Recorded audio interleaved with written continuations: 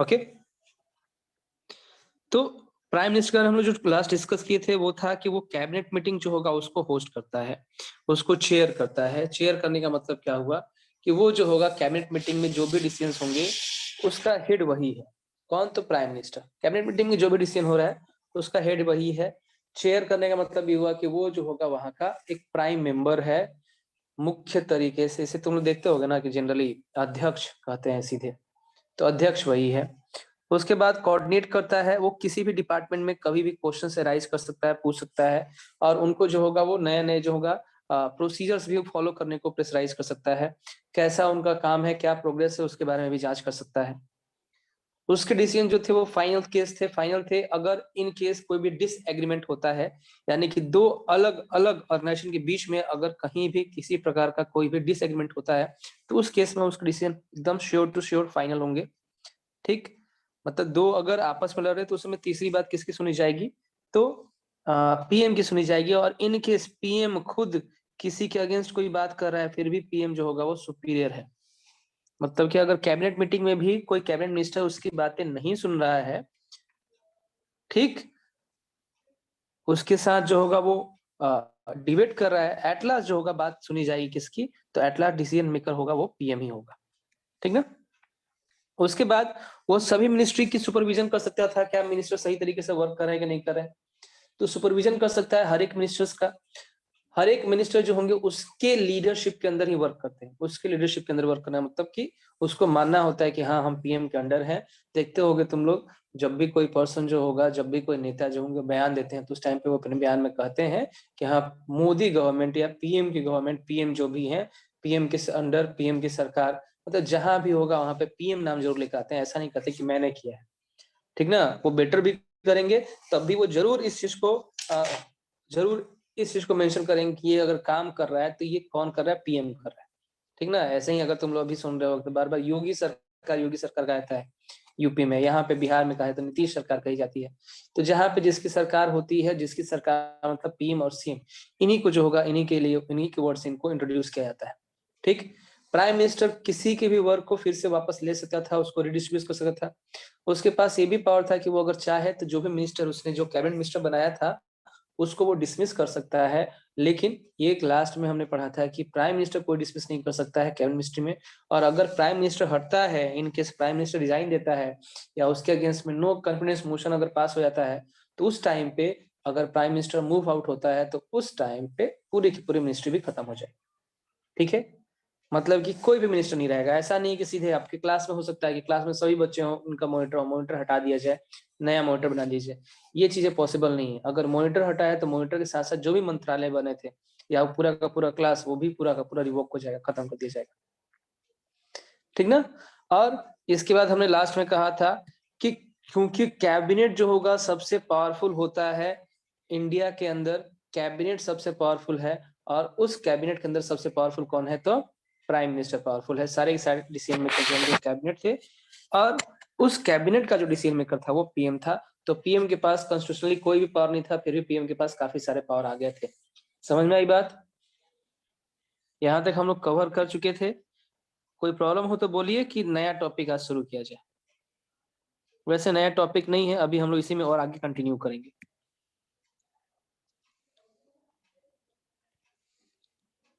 Okay, move करते हैं आगे। ठीक ना? अब देखते हैं जरा कि the powers of the prime minister in all democracies of the world has increased so much in recent decades that parliamentary democracies are sometimes seen as prime minister form of government। ये हम आपको discuss कर चुके थे कि इतना अधिक power बढ़ चुका है डेमोक्रेसीज के अंदर कि बहुत सारे डेमोक्रेसीज अब ये जो होगा पार्लियामेंट्री डेमोक्रेसी को अब prime minister form of democracy के नाम से भी जानते हैं। ठीक है? अब देखो, इसके साथ साथ कभी भी पार्टी के मजबूत होने से क्या होता है ना कि आपको एक लोकप्रिय नेता भी होना बहुत ज्यादा जरूरी है। यानी कि आप एज अ पर्सन, आपका इंडिविजुअल आइडेंटिटी इतना मजबूत होना चाहिए कि आपको काफी अधिक सपोर्ट मिलना शुरू हो जाए। जैसे कि यहाँ पे दो एग्जाम्पल दिए गए, दो एग्जाम्पल है। फर्स्ट एग्जाम्पल है जवाहरलाल नेहरू का। ठीक, first prime minister of India. इनके पास इनॉर्मस अथॉरिटी थी, और सबसे अधिक अगर इन्होंने किसी ने कंट्रोल किया है कंट्री को तो जवाहरलाल नेहरू ने कंट्रोल किया है। ठीक ना? उसके बाद दूसरा, इन्हीं के यहाँ इन्हीं की पार्टी से बिलोंग करते हैं इंदिरा गांधी। ठीक ना? और ये भी एक बहुत ही पावरफुल लीडर थी, और अपने कलीग्स, जो इनके कलीग्स थे, कैबिनेट में जो इनके मेंबर्स थे उनके कंपेरिजन में एक काफी पावरफुल थे, ठीक ना। मतलब ये लास्ट में कहा जाए कि of course the extent of power violated by a person also depends upon the personality of the person holding the position. ऐसा भी है कि अगर बहुत ही अधिक पावर है हमारे पास प्रेसिडेंट के पास, लेकिन प्रेसिडेंट कितना पावर एंजॉय करता है ये पर्सन, सॉरी प्राइम मिनिस्टर, बार बार प्रेसिडेंट मेरे मुंह से निकल रहा है, अभी प्रेसिडेंट आने वाला है, ठीक ना। तो जो भी पावर है प्राइम मिनिस्टर की अगर पर्सनालिटी और बेटर हो तो वो और ही अधिक तरीके से और ही इम्प्रेसिव तरीके से वर्क कर सकता है, ठीक ना। लेकिन हाँ, अब बात आती है कि कोलिशन गवर्नमेंट, गठबंधन की सरकार। गठबंधन की सरकार जो होगी, जब इस टाइम पे गठबंधन की सरकार बनती है तो उस टाइम पे जो पीएम होते हैं उसके ऊपर बहुत सारे कॉन्स्ट्रेंट्स यानी कि रिस्ट्रिक्शंस लग जाते हैं। इसलिए क्योंकि उसे डर रहता है कि हम अगर कोई भी ऐसा स्कीम या ऐसी पॉलिसी लेकर आते हैं, ऐसा स्टेप लेते हैं जिससे हमारी सपोर्टिंग पार्टी अगर नाराज हो जाती है तो फिर उनका जो होगा पूरा का पूरा जो उनके सपोर्ट है वो सपोर्ट टूट जाएंगे और प्राइम मिनिस्टर को जो होगा अपना जॉब छोड़ना पड़ेगा, अपना पोस्ट छोड़ना पड़ेगा, ठीक। क्योंकि प्राइम मिनिस्टर का कोई भी टेन्योर फिक्स नहीं होता है। सूरज कौन है इस क्लास में? सूरज,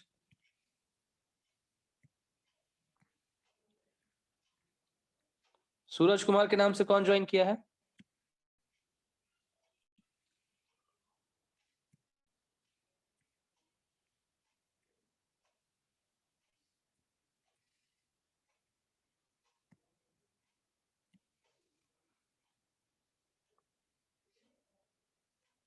सूरज कुमार,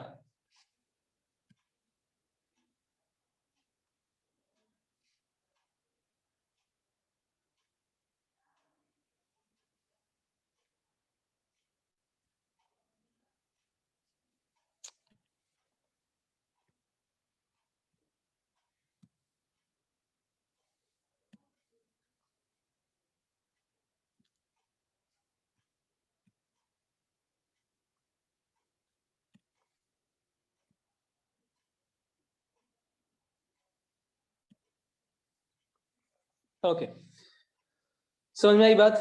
यहां तक कोई प्रॉब्लम किसी को?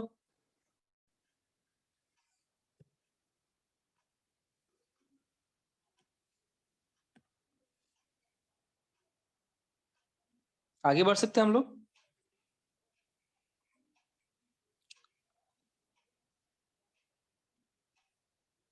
रिप्लाई नहीं आ रहे हैं किसी के?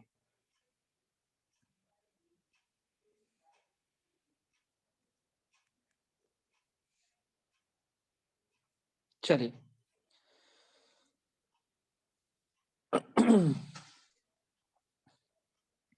अब आते हैं हम लोग प्रेसिडेंट, ठीक ना। प्रेसिडेंट के बारे में तुम लोग बताओगे, आपको क्या लगता है कंट्री का सबसे पावरफुल पर्सन कौन है?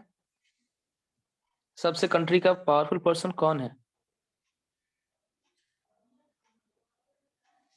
पीएम है ना। एक्चुअल में सबसे पावरफुल कौन है? पीएम है, ठीक ना। लेकिन कॉन्स्टिट्यूशनली कौन सबसे पावरफुल है? कॉन्स्टिट्यूशनली, तो कॉन्स्टिट्यूशनली सबसे पावरफुल है जो है वो कौन है? प्रेसिडेंट, ठीक ना।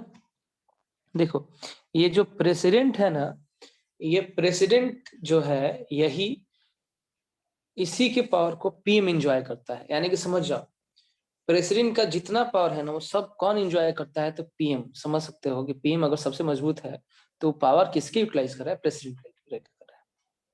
यानी जितना काम पीएम के पास कोई भी कॉन्स्टिट्यूशनल पावर नहीं, कैबिनेटियल फॉर्म पावर है लेकिन कैबिनेट को मजबूत बना दिया गया। जो प्रेसिडेंट है, जो प्रेसिडेंट करना था वो सारा का सारा वर्क दे दिया कैबिनेट को, ठीक। रिजल्ट हुआ कि पीएम जो होगा वो हमारा वर्किंग हेड हो गया और वहीं जो प्रेसिडेंट हो गया वो हमारा नॉमिनल हेड हो गया, ठीक है। तुम लोग जरा प्रेसिडेंट के पावर को देखो, अगर प्रेसिडेंट सही में अपनी ऊपर आ जाए तो क्या क्या कर सकता है, व्हाट ही कैन डू।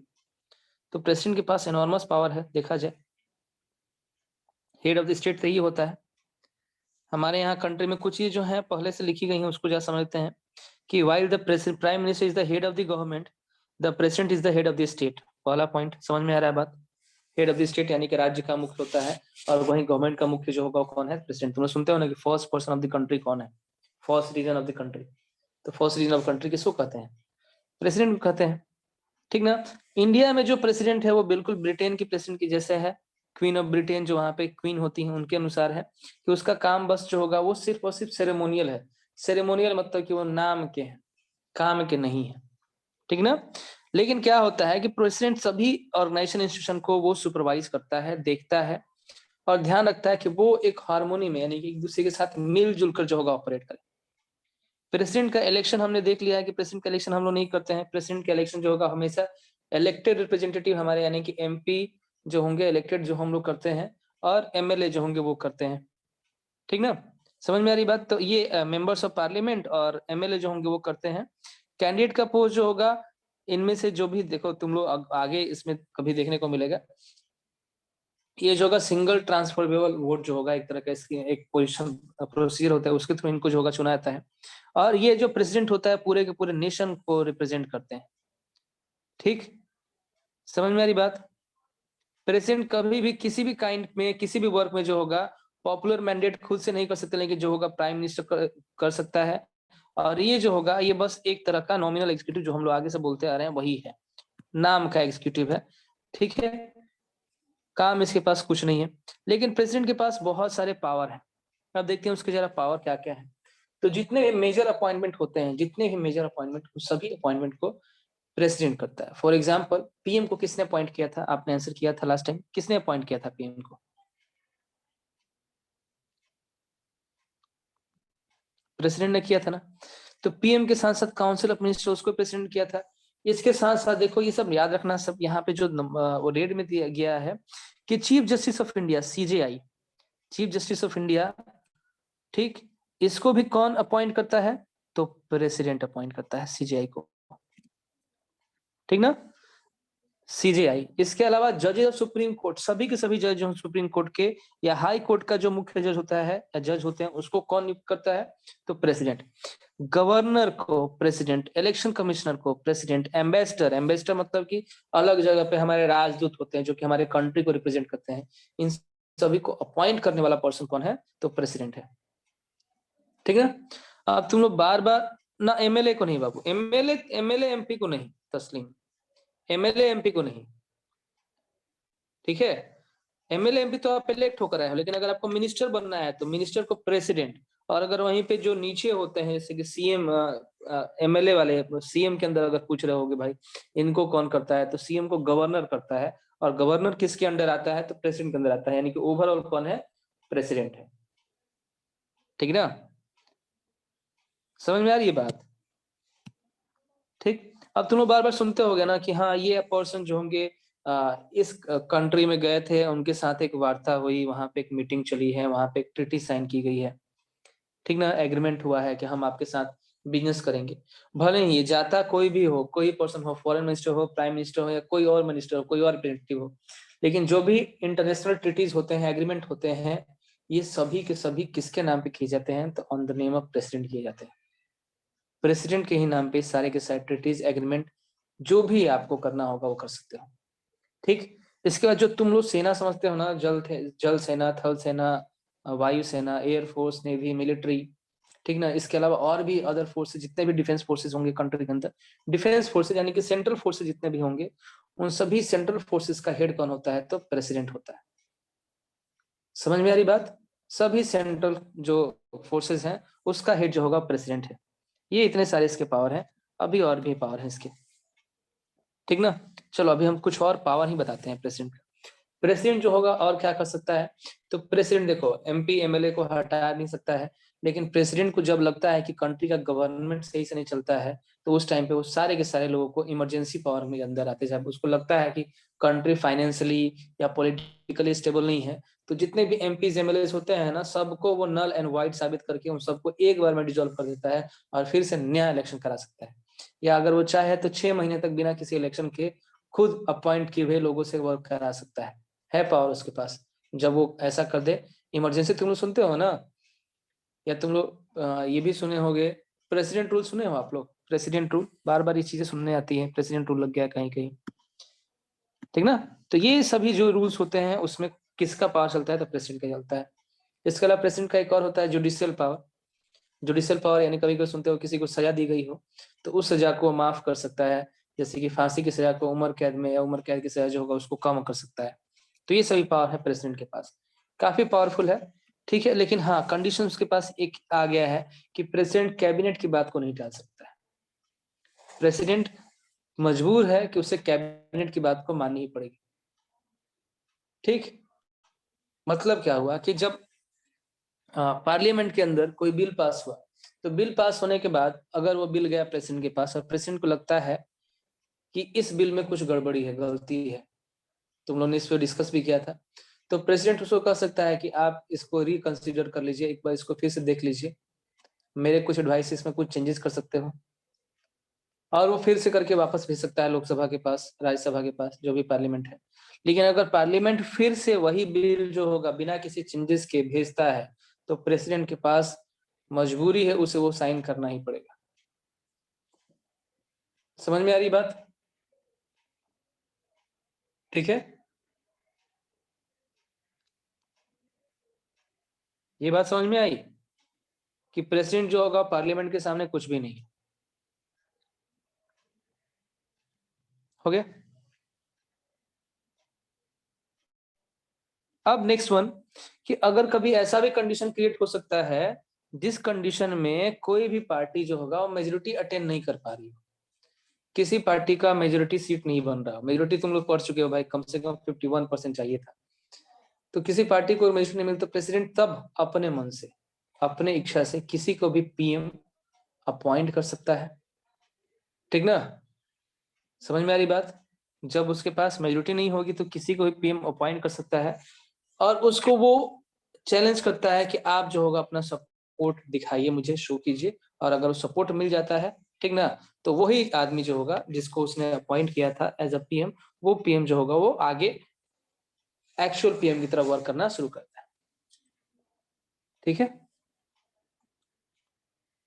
समझ में आ रही बात? अगर मेजोरिटी किसी के पास नहीं है तो वो किसी पूछ नहीं जाएगा, वो किसी को भी लीडर अपॉइंट कर सकता है, और वही लीडर जो होगा, अगर उसको मिल गया पावर, अगर उसको सपोर्ट मिल गया, तो वही पीएम बन सकता है, ठीक है।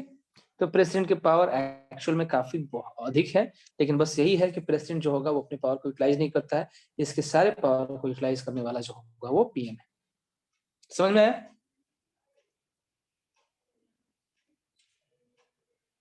हाँ, अब देखो, अब तुम लोग सुनते होगे यूएसए के बारे में ना, तो यूएसए का प्रेसिडेंट एकदम अलग ही कमाल है। यहाँ पे इंडिया में पीएम के ऊपर जितना लगा हुआ है ना, जितना पीएम के ऊपर पावर तुम समझते हो, उससे कई गुना अधिक पावर जो होगा प्रेसिडेंट जो होगा वो नियुक्त करता है, उसके पास होता है, यूएसए के प्रेसिडेंट के पास। और पीएम के ऊपर तुमने सुना था कि पीएम के ऊपर हम लोग डिस्कस किए थे कि पीएम का कोई भी फिक्स टेन्योर नहीं होता है, पीएम का फिक्स टेन्योर नहीं है, कार्यकाल फिक्स नहीं है, लेकिन यूएसए के प्रेसिडेंट का जो होगा कार्यकाल टेन्योर जो होगा फिक्स होता है, वो कितने समय तक बन सकता है, ठीक ना। तो देखते हैं एग्जाम्पल जब समझते हैं कि प्रेसिडेंशियल सिस्टम क्या होता है। तो वह सिस्टम जिसमें प्रेसिडेंट सर्वे सर्वा हो, प्रेसिडेंट सब कुछ हो, वही काम, वही जो सिस्टम होता है उसको हम प्रेसिडेंशियल सिस्टम कहते हैं, ठीक। देखो यूएसए के प्रेसिडेंट के पावर क्या क्या है, ठीक ना। तो the US president is directly elected by people, यहाँ पे हम लोग इनडायरेक्टली इलेक्ट करते हैं प्रेसिडेंट को, वहां के जो प्रेसिडेंट होते हैं उसको डायरेक्टली इलेक्ट किया जाता है। The US president is directly elected by the people, और he personally choose and appoints all ministers, के बाद वो पर्सनली खुद ही जो होगा वो मिनिस्टर को अपॉइंट करता है, ठीक ना। इसके बाद वहां पे भी लॉ बनाने के लिए लेजिस्लेचर होते हैं, वहां पे भी लॉ बनाने के लिए लेजिस्लेचर होते हैं, लेकिन प्रेसिडेंट भी जब चाहे तब उसके अंदर अपने लॉज डाल सकता है लेजिस्लेचर के अलावा भी, ठीक ना। तो देखो जरा, the law is still done by the legislature but the president can veto any law, veto का मतलब होगा कि अपनी मर्जी अपना दिखा सकता है, लॉ अगर उसको लगाना होगा लगाएगा, नहीं लगाना होगा नहीं लगाएगा, हटा सकता है, ठीक ना। इसके बाद थर्ड वन, क्योंकि इसको चुना जाता है भाई, जब वहां पे इलेक्शन होते हैं तो इलेक्शन में ही दो कैंडिडेट खड़े होते हैं और एक कैंडिडेट जो होगा उसमें जीत जाता है, टू पार्टी सिस्टम वहां पे चलता है। तो ये प्रेसिडेंट जो होगा इसको कभी भी सपोर्ट दिखाने की जरूरत नहीं पड़ती हमारे कंट्री की तरह कि हाँ हमको 51% लोकसभा सीट जो होगा उसकी मेजोरिटी चाहिए, ऐसा कोई नीड नहीं है। तो president does not need to support the need the support of majority, उसको सपोर्ट की कोई नीड नहीं है, वो अकेला प्रेसिडेंट बना है, और बनने के साथ ही उसका टेन्योर फिक्स हो गया है 4 साल, ठीक ना। 4 साल उसका टेन्योर फिक्स हो गया है, 4 साल के बीच में उसको हटा नहीं सकते।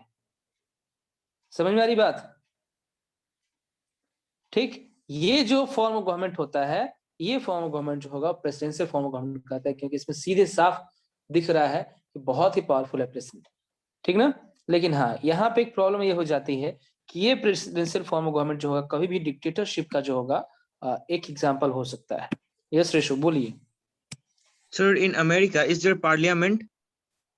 नो। सर, जैसे इंडिया में कैबिनेट मिनिस्टर्स होते हैं, क्या अमेरिका में भी वैसे मिनिस्टर्स होते हैं? बिल्कुल होते हैं, वहां पे कैबिनेट मिनिस्ट्री होती है, पार्लियामेंट नहीं होता है, ठीक ना। पार्लियामेंट वहां पे जो है, देखो सिंपल सी बात है, लेजिस्लेचर हर जगह होता है, अलग अलग नाम से जाने जाते हैं, ठीक ना। Yes sir.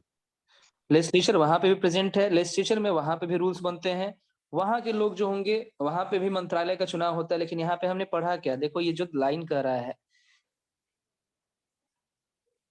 ये थर्ड लाइन जरा स्टेटमेंट पढ़िएगा कि the US president is directly elected by the people, people के द्वारा वो इलेक्टेड होता है, और वो ही personally choose and appoints all minister, अपने पार्टी के मिनिस्टर्स को खुद अपॉइंट करता है, ठीक। यहाँ पे भी लेजिस्लेचर है, वहां पे भी एक पार्लियामेंट है, एक लेजिस्लेचर है, और वो रूल बनाते हैं, ठीक ना। लेकिन उसके रूल जो होंगे वो वैलिड नहीं है इन केस प्रेसिडेंट को अगर मूड नहीं किया तो। अगर प्रेसिडेंट को लगता है कि नहीं मुझे इस लॉ में कुछ रिफ्रेशमेंट चाहिए, ये लॉ नहीं लगना चाहिए, तो उस चीज को तुरंत वाइड कर सकता है, ठीक। यहाँ पे पावर पीएम को भी नहीं था, पीएम को भी अगर कोई लॉ पास कर दिया गया है पार्लियामेंट में तो उस चीज को उसे पास करना था। लेकिन यहाँ पे ये कंपलसरी नहीं है इसके लिए, इसकी मर्जी है। उसका वीटो पावर मतलब कि वो एक ऐसा पावर होता है कि वो किसी भी लॉ को नेग्लेक्ट कर सकता है, ठीक ना। अभी कोई कंफ्यूजन है? प्रॉब्लम होती है क्या कि इतना अधिक पावर दे दिया गया, ये एक रिस्की पावरिंग सिस्टम है, क्योंकि इसमें डिक्टेटर बनने के चांसेस काफी अधिक होते हैं।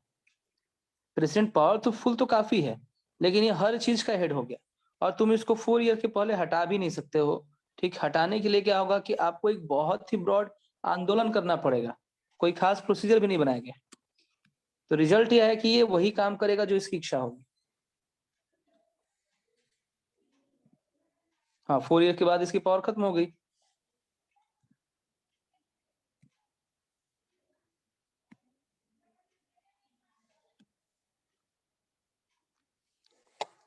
चलो, हम लोग का यही टॉपिक था प्रेसिडेंट तक, कुछ डिस्कशन करना है तो कर लीजिए। लास्ट में जुडिशरी, प्रेसिडेंट हमारे खत्म हो गए हैं।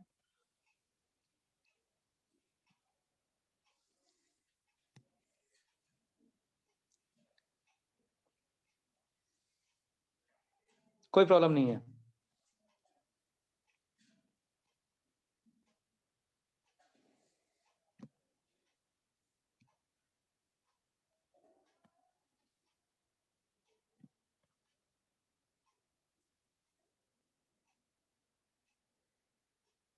ठीक है, तो नोट्स अभी हम आपको नोट नहीं करवा रहे हैं, अगले चैप्टर से आप नोट जो होगा साथ साथ कीजिएगा। अभी चलते हैं, आगे बढ़ते हैं जुडिशरी के लिए, ठीक है। चलो जुडिशरी पे, कंट्री का सबसे हाईएस्ट कोर्ट कौन सा है बताओगे तुम लोग? हमारी कंट्री का सबसे हाईएस्ट कोर्ट कौन सा है?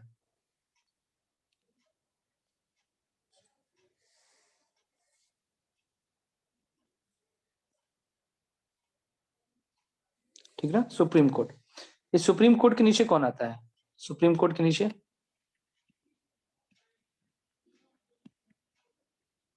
हाई कोर्ट होता है ना। अच्छा, इस हाई कोर्ट के अंडर तुम लोग सुनते हो कि हमारे पास जो कोर्ट होते हैं ना, इसको सब ऑर्डिनेट कोर्ट बोलते हैं। ये सभी आते हैं, मतलब ये एक जनरल जो होगा हिरार्ची लेवल है कोर्ट्स का। सुप्रीम कोर्ट के बाद हाई कोर्ट, और जो होंगे सब ऑर्डिनेट कोर्ट जो होंगे। हाई कोर्ट आपका स्टेट के लिए होता है, सब ऑर्डिनेट कोर्ट जो होंगे आपके डिस्ट्रिक्ट के अंदर होते हैं, डिस्ट्रिक्ट कोर्ट, ठीक है। हाँ, वही डिस्ट्रिक्ट कोर्ट। चलो,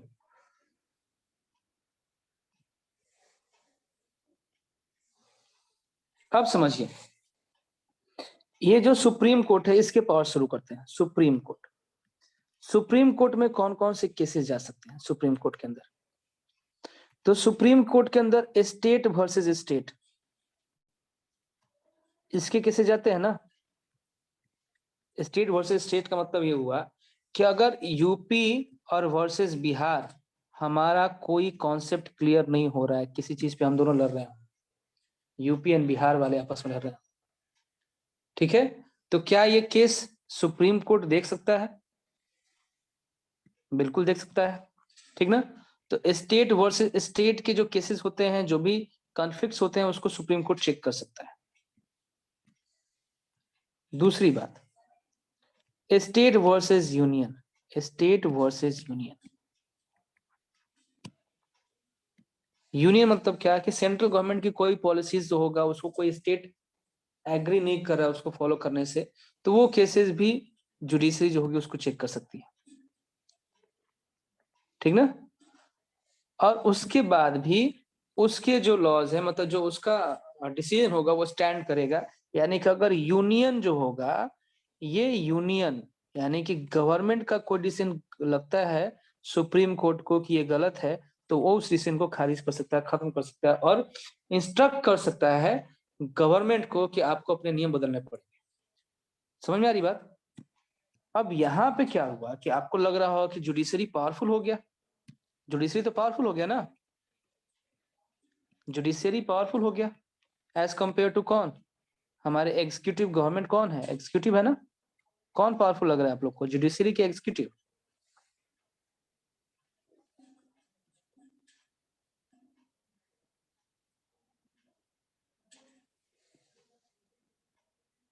चलिए, दोनों ठीक है, दोनों पावरफुल लग रहे हैं, सही बात है, बिल्कुल दोनों ही पावरफुल है।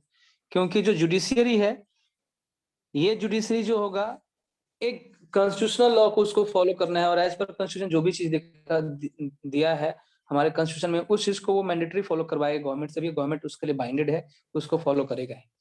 लेकिन इन केस जुडिशरी खुद कुछ गलत करता है, तो फिर जो गवर्नमेंट होता है, जो एग्जीक्यूटिव होता है, वो लेजिस्लेचर के पास लेजिस्लेचर के रूल्स को उसको फॉलो कराना शुरू करेंगे कि आपके क्या क्या राइट्स है, आप क्या क्या कर सकते हो, ठीक ना। ये दोनों के दोनों जो होंगे ना, एक दूसरे के ऊपर डिपेंडेंट नहीं है, इंडिपेंडेंट है। यानी कि जब चाहे तो जुडिशरी जो होगा वो लेजिस्लेचर को चेक कर सकता है, एग्जीक्यूटिव को चेक कर सकता है, और वाइस वर्सा, ये लोग भी जब चाहे तब जुडिशरी को या एक दूसरे को, अपने किसी भी ऑर्गन को चेक कर सकते हैं। और चेक करने के बाद अगर कोई भी इधर उधर कर रहा है, गलती कर रहा है, तो उसको वो लोग मैनेज कर सकते हैं। इसी को हम लोग system of check and balance बोलते हैं। चेक एंड बैलेंस, चेक करते हैं और बैलेंस करते हैं, ठीक। तो इसके लिए क्या होगा कि जो सुप्रीम कोर्ट के जज हैं ये भी इंडिपेंडेंट होने चाहिए। समझ में आ रही बात। अगर सुप्रीम कोर्ट ना हो तो गवर्नमेंट कोई भी लॉ बना देगा, और बनाने के बाद जो होगा वो पास करा लेगा, ठीक। सुप्रीम कोर्ट ना होगा तो फिर क्या होगा, कोई भी फेयर लॉ आने के चांसेस बहुत कम होंगे, अनफेयर लॉज काफी अधिक आते रह जाएंगे। और कोई भी अगर डिस्प्यूट होता है तो डिस्प्यूट का कभी भी कोई भी कंक्लूजन नहीं निकलेगा, तो सुप्रीम कोर्ट जो होगा उसकी नेसेसिटी तो बहुत अधिक बन जाती है, ठीक ना। नेसेसिटी काफी अधिक बन जाती है सुप्रीम कोर्ट की। अब ये सुप्रीम कोर्ट कर क्या कह सकता है, देखते हैं हम लोग। देखिए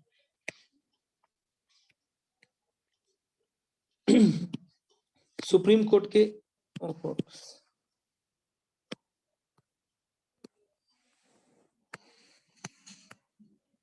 देखो यहाँ पे supreme court judicial review, supreme court जो होगा ना, ये किसी भी लॉ को चेक कर सकता है गवर्नमेंट के द्वारा बनाया हुआ कि ये लॉ सही है कि गलत है,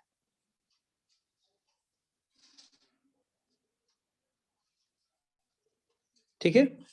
अगर ये लगता है कि लॉ जो होगा वो अगेंस्ट द कॉन्स्टिट्यूशन है, तो उस लॉ को जो होगा वो वापस लेने को बोल सकता है कि आप इस लॉ को वापस ले लीजिएगा, और तत्काल प्रभाव से उस लॉ को जो होगा खत्म कर देता है,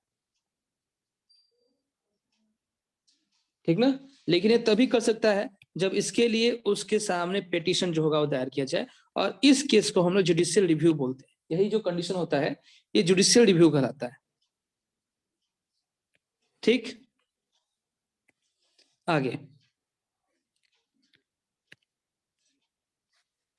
कॉन्स्टिट्यूशन ये इंपावर करता है कि हमारे कंट्री में जो भी सिटीजन है उनके फंडामेंटल राइट कभी भी कोई भी छीन ना पाए, ठीक है ना।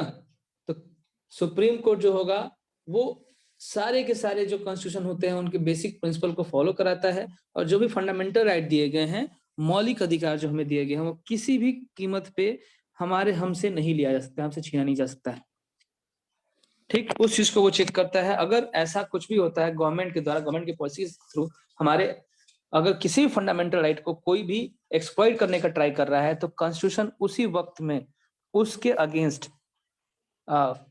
जो भी आपके प्रोसीजर्स हैं, तुम लोग सुनते हो ना, एक है राइट टू कॉन्स्टिट्यूशन रिमेडीज, ये भी हमारा एक फंडामेंटल राइट है।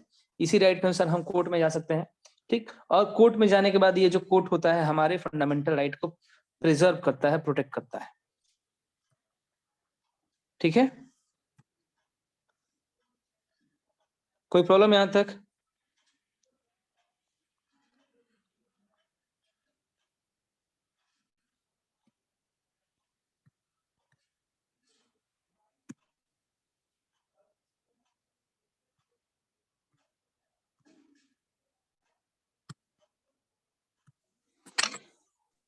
सर, हाँ बोलिए। जब हमारी कंट्री में इमरजेंसी लगता है तो हर एक सिटीजन्स का जो फंडामेंटल राइट होता है वो छीन लिया जाता है, जब जी तक हाँ। के लिए इमरजेंसी लगा होता है। हम्म। तो मतलब अगर इमरजेंसी लगता है तो क्या कोई भी इंसान अपना फंडामेंटल राइट का इस्तेमाल नहीं कर सकता है? नहीं कर सकता है। अगर इमरजेंसी लगता है तो उस हाँ केस में सारे के सारे फंडामेंटल राइट जो होंगे वाइड कर दिए जाते हैं उस सर, केस ये के लिए। इमरजेंसी कौन लगाता है सर? देखो, इमरजेंसी लगाने का पावर प्रेसिडेंट के पास है। Yes sir. और प्रेसिडेंट ये तभी लगा सकता है जब कंट्री में कोई भी फाइनेंशियल सिचुएशन गड़बड़ हो गई हो, हम्म। गवर्नमेंट मशीनरी फेल कर गई हो, या फिर उसको जो होगा कोई एक्सटर्नल फियर हो। जैसे कि आज हमारे ऊपर कोई कंट्री आक्रमण कर दे, यस अटैक सर। कर दे, ठीक ना। और उस टाइम पे अटैक कर दे तो हम तो अपना पूरा प्रोटेक्शन लेंगे ना। Yes sir. तो उस टाइम पे अगर कोई सिटीजन ये कहे कि नहीं मेरा फंडामेंटल राइट है मूव करने का एक जगह से दूसरे जगह, ठीक ना, तो यस वो सर। यस आपको राइट नहीं मिलने वाले हैं। और सेम अभी आप इस चीज को फील करते हो ना, कोविड केस आया हुआ है। Yes sir. कोविड अभी। केस में आपका जो होता है सिटीजन, आप है एज ए सिटीजन आप तो मूव कर सकते हो थ्रू आउट द कंट्री कभी भी कहीं भी। हम्म।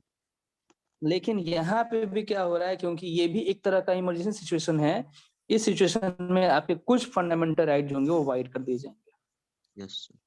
तो खत्म किए जा सकते हैं। लेकिन इसके लिए कंडीशन लगाना होगा। जैसे अभी जो होगा हम लोग के पास जो होगा डिजास्टर एक्ट लगा हुआ है, आपदा प्रबंधन एक्ट लगा हुआ है। इसके अनुसार हमारे फंडामेंटल राइट कुछ होंगे उसको वाइड कर दिया गया, यस सर।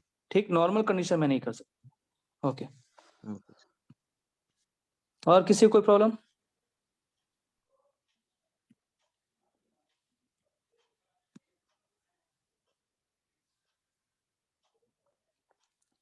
ठीक ना।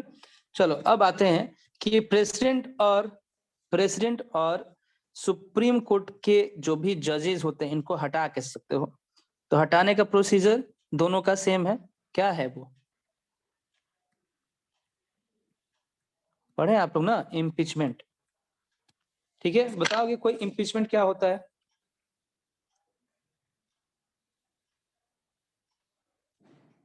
चैट सेक्शन में बताइएगा।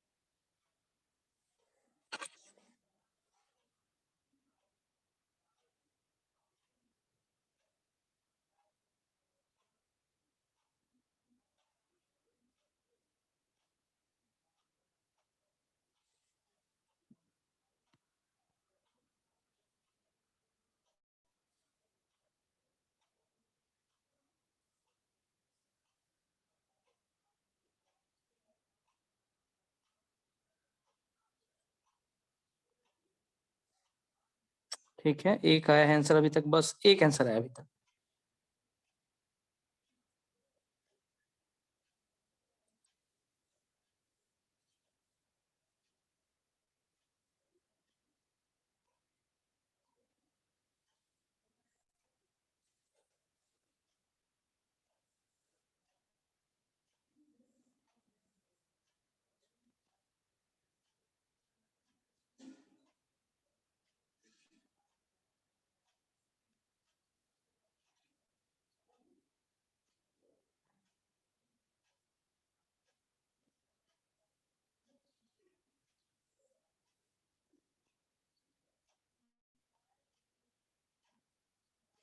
चलिए देखिए, इम्पीचमेंट क्या होता है? जो सुप्रीम कोर्ट का न्यायाधीश है, मुख्य न्यायाधीश या कोई भी जज है, इनको या फिर प्रेसिडेंट को, इन दोनों में से किसी को भी, या बहुत सारे जो भी बहुत सारी इसके अलावा पोस्ट होते हैं जैसे कि तुम्हारा इलेक्शन कमीशन होता है, इनको भी अगर रिमूव करना होगा तो रिमूव करने के लिए तुमको क्या होगा कि पार्लियामेंट के 2/3 मेजोरिटी। अब पार्लियामेंट यहाँ बात आ रही, पार्लियामेंट में क्या लोकसभा या राज्यसभा की दोनों, लोकसभा राज्यसभा या दोनों, ठीक ना। तो पार्लियामेंट यानी कि लोकसभा भी और राज्यसभा भी, पार्लियामेंट में ये जो है इम्पीचमेंट आप किसी में भी इनिशिएट कर सकते हो, लोकसभा में भी इनिशिएट कर सकते हो, सेम एज नॉर्मल बिल, ठीक ना। एक नॉर्मल बिल की तरह आप दोनों में से किसी में इनिशिएट कीजिए, और पार्लियामेंट के जो टोटल में नंबर है उसका अगर आपने 2/3 जो होगा गेन कर लिया है, लगभग 66.66 यानी कि 67% अगर आपको मिल गया वोट, तो उस केस में आप प्रेसिडेंट को हटा सकते हैं, और ये बहुत ही डिफिकल्ट प्रोसेस है, इस कारण से प्रेसिडेंट का रिमूवल पॉसिबल नहीं होता है जनरली। इतने वोट्स मिलना जो होगा बहुत मुश्किल बात है, ना प्रेसिडेंट हटता है, और उसी कारण से जुडिशरी का जो जज होता है वो भी नहीं हट पाता है, तो जज भी काफी पावरफुल हो गया, ठीक ना, जज भी को भी नहीं हटा पाओगे, ठीक। अब इसमें कुछ एग्जाम्पल्स दिए गए हैं कि यहाँ पे 2 बार हमारे कंट्री में जज को हटाने के लिए इम्पीचमेंट का ट्राई किया गया था। एक किया गया था वीरास्वामी रामास्वामी जो थे, ठीक, इनके पास जो होगा, और दूसरा थे सौमित्र सेन, ये कलकत्ता हाई कोर्ट के थे, ये सुप्रीम कोर्ट के जज थे वीरस्वामी रामास्वामी, और सौमित्रा सेन जो थे वो कलकत्ता हाई कोर्ट के जज थे। इनको हटाने का ट्राई किया गया, लेकिन इन्हें हटा नहीं पाया गया, क्योंकि जो मैंडेटरी डिमांड थी, जो मैंडेटरी नेसेसिटी थी, वो फुलफिल नहीं कर पाएगा, यानी कि जो होगा 2/3 वोट उन्हें नहीं मिला, ठीक ना। तो बस चैप्टर में इतना ही था, चैप्टर ये ओवर हो गया।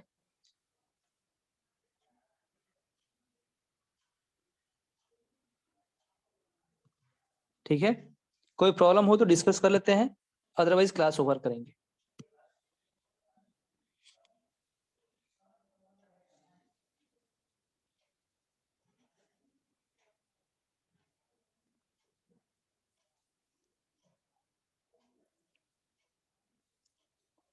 क्लास 9th इवन जो होगा, ये सबसे मुझे आज अब लग रहा है ना, ऑफलाइन क्लासेस में जितना बेटर था, ये कोई भी रिस्पॉन्स नहीं कर रहा है, ना इसमें प्रज्ञा भार्गवी सृजा जो पहले रिस्पॉन्स करती थी, इनका भी कोई रिस्पॉन्स मुझे नहीं मिलता है। जैसा रीति बोलिए। नोट्स है वो सब जैसे द जुडिशियरी है उसका पूरा पॉइंट लिखेंगे नोट्स में। नहीं नहीं, आपको जो लगता है ये सारे के सारे आपका क्लास 8 का सिलेबस एक बार से रिवाइज्ड है, ठीक ना। Yes. मैंने वैसे बोल्ड कर दिया है जो भी इंपॉर्टेंट है, बाकी सब तो वही है। जैसे सुप्रीम कोर्ट में ये कौन कौन सा केस करता है, citizen of the country, citizen of and the government state, government and union state, ये सब तो अभी मैंने डिस्कस किया, आपको पता भी होगा कोर्ट में कौन कौन से Yes, केस sir. जा सकते हैं, ठीक है। हाई Yes, कोर्ट का sir. रूल बाबू तुम्हें सेम है, सेम वही चीज है जो कि सुप्रीम कोर्ट का है, बस डिफरेंस ये है कि हाई कोर्ट जो होगा स्टेट लेवल पे होता है, और हाई सुप्रीम कोर्ट के पास एक एपिलेट जुरिडिक्शन होता है, कि वो हाई कोर्ट में अगर किसी का डिसीजन, किसी को हाई कोर्ट का डिसीजन जो होगा वो सही नहीं लग रहा है, तो अपील कर सकता है सुप्रीम कोर्ट के पास, ठीक। और हाई कोर्ट में state versus state and state versus union cases कभी भी नहीं जाते हैं।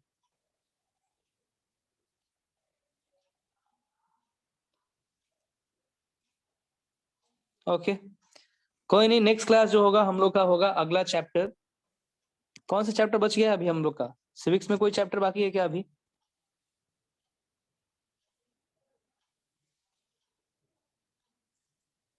सिविक्स कंप्लीट हो चुका?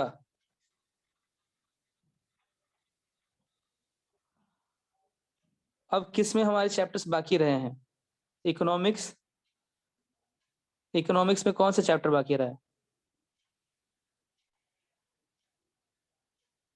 ज्योग्राफी में, ज्योग्राफी में चैप्टर 5, इकोनॉमिक्स में कौन चैप्टर, चैप्टर का नाम बताइएगा जरा मुझे।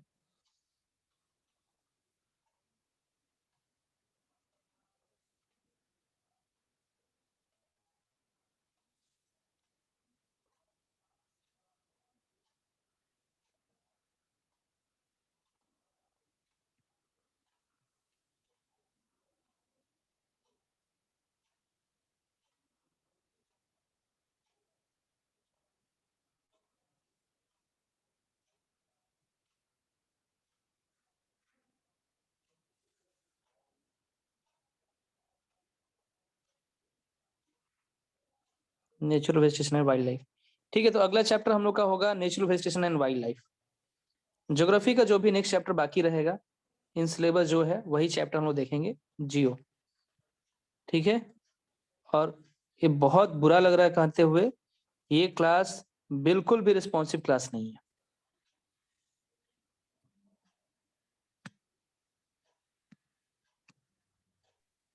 सर अगर लोकसभा किसी भी सरकार के बजट को